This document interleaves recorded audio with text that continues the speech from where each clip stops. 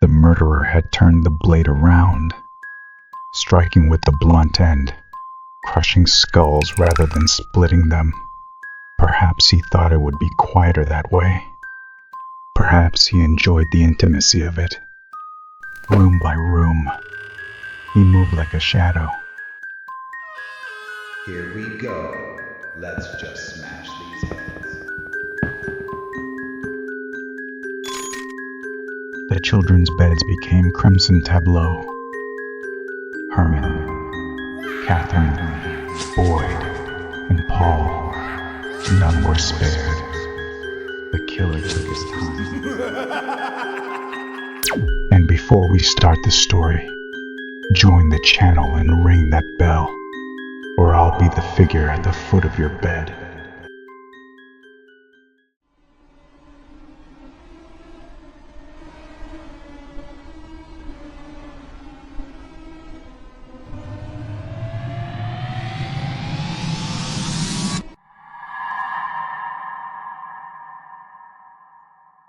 In the heart of sleepy Villisca, Iowa, the white-frame Morehouse still stands at 508 East 2nd Street, its weathered walls harboring one of America's most blood-curdling mysteries.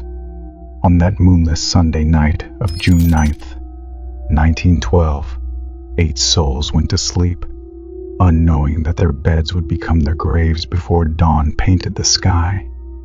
Josiah Moore was a respected businessman, his wife Sarah, a beloved figure in their church. Their 4 children, Herman, Catherine, Boyd, and Paul, were bright sparks of life in the community. That fateful evening, they had invited 2 young guests, Lena and Ina Stillinger, to stay after a children's program at the Presbyterian church. The girls' parents agreed, never suspecting this act of kindness would lead their daughters into darkness. The killer was waiting. Some say he had slipped into the house during the church service, hiding in the attic like a spider in its web.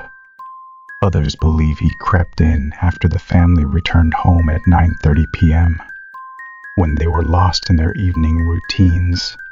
Either way, he was there, watching, waiting, his axe ready.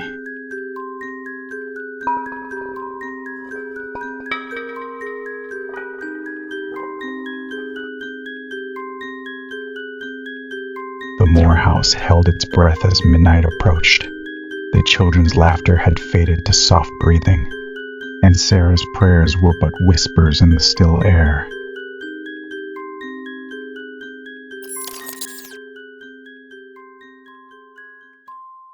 Josiah's pocket watch ticked away the final moments of peace on his bedside table.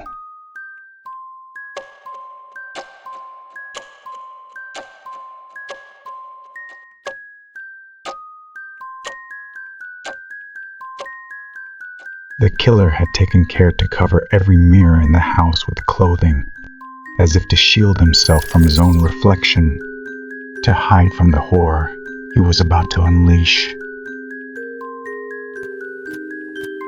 Then came the witching hour.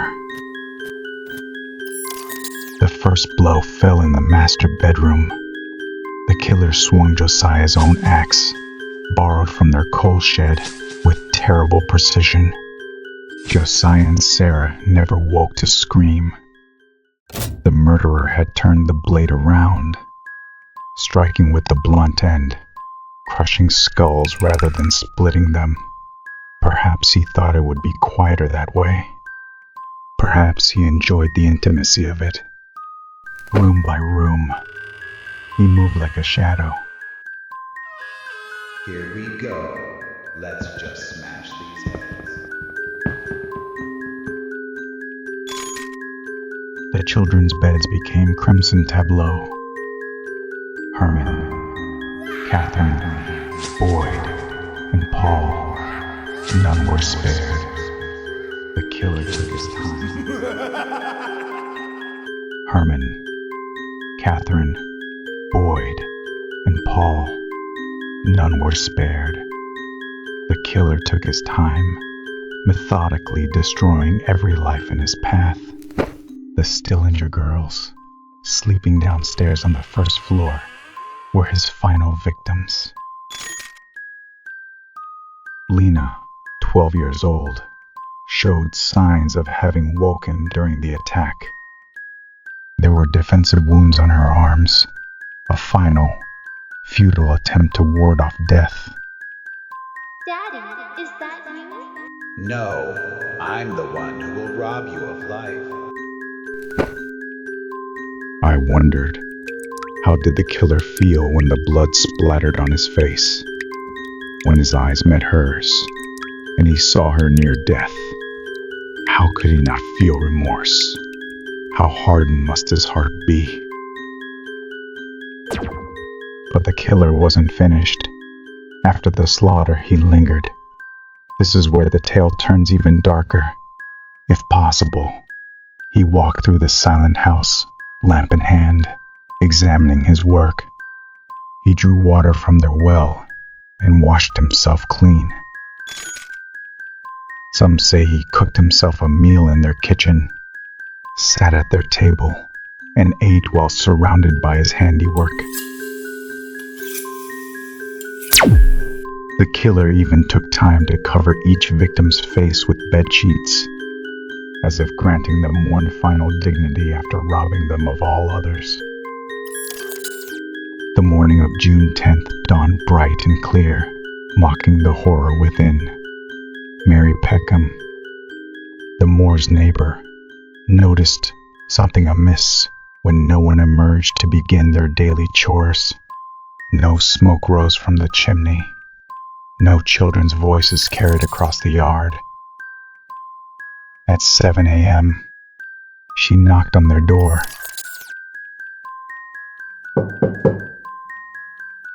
Silence answered. The doors were locked from the inside. Ross Moore, Josiah's brother, arrived with a spare key. As the door swung open, the morning light crept in, revealing the nightmare within.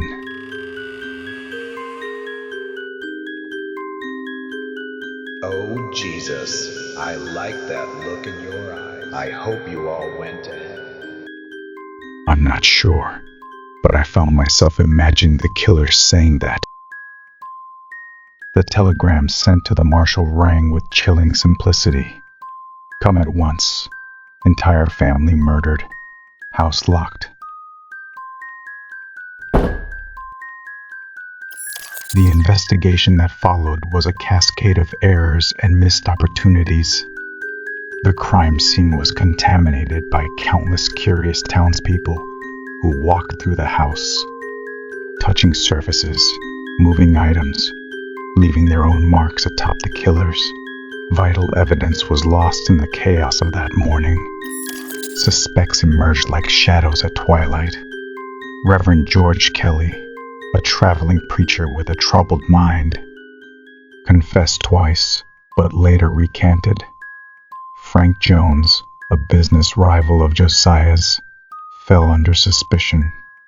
William Mansfield, a serial killer suspect, was investigated.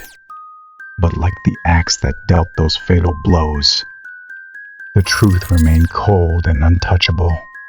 The house stands still today, its rooms restored to that fateful night in 1912. The original furnishings cast familiar shadows. Josiah's razor still rests on its shelf. The children's toys lie waiting for hands that will never return to play.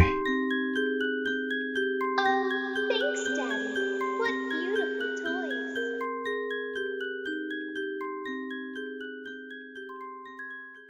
toys. The Villisca Axe Murder House stands as more than just a memorial to 8 lost lives.